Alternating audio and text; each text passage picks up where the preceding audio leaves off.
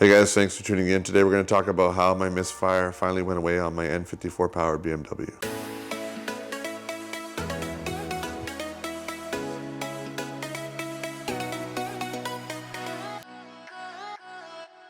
I apologize about the lack of uploads this past week or so. I've been under the weather, so I haven't been able to upload.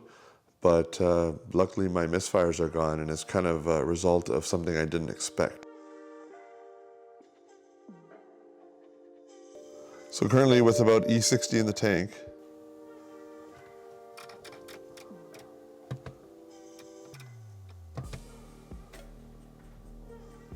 so I had my gauges running, did 3 data logs, 3 or 4 I believe, so we can actually take a look at those. And I'm going to insert some clips of me going through the pulls so you can see that everything was perfectly fine.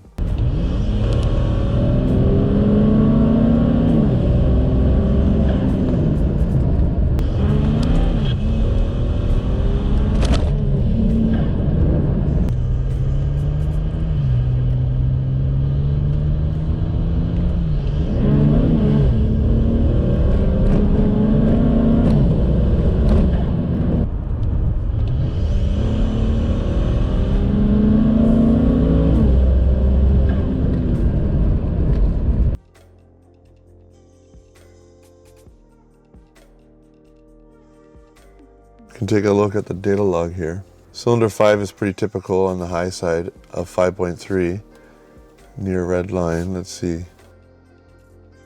It seems to be adding fuel. Rail pressure was looking good. AFRs are looking good. No misfires. The main thing that I've noticed is on automatic cars, it seems to happen on the 3/4 shift. So it seems to be somewhat common. It's either the dual mass flywheel that can cause false knock on a manual car, or on an automatic car can still happen as well over 6,300 RPM. Let's go look at another run. So overall, it was looking pretty good, luckily. So as of late, I haven't been able to get any 3/4 shifts down without a misfire. But all I've really done is change one thing, which I'll show you.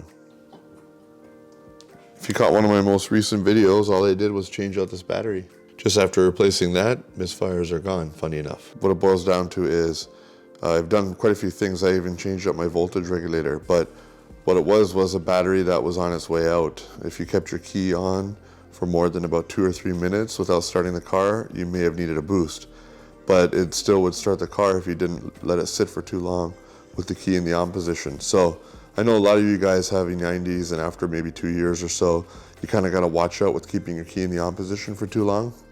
Otherwise you can kill your battery quick, because they tend to burn through batteries. So in my case, it actually turned out to be a battery that wasn't able to provide very much current, somehow supplementing the alternator and causing the misfire. As crazy as that sounds, I never would have thought of that, but it just kind of came after the fact. I changed that battery out, daily drove on it for a couple days and just punched it just to see, and without even really thinking, it didn't misfire.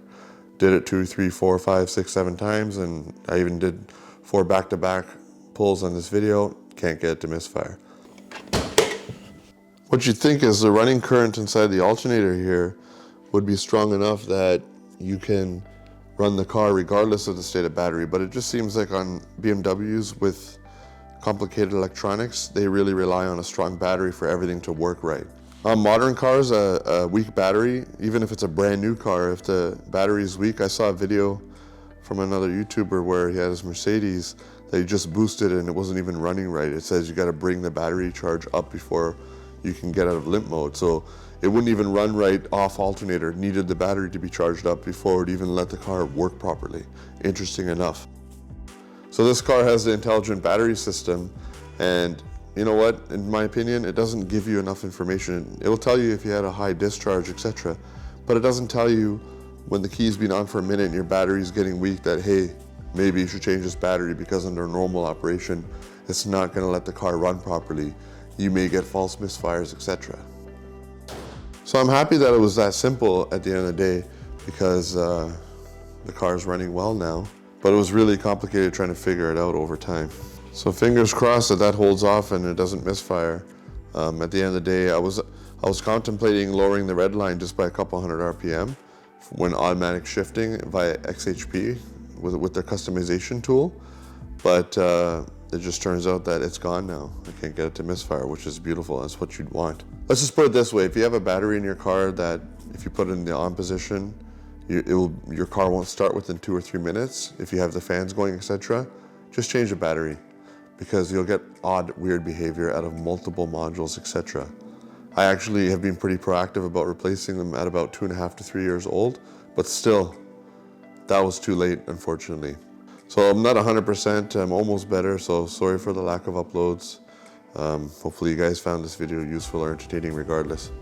If this is the first video you're catching of mine, consider subscribing. I do upload regularly. Thanks for watching.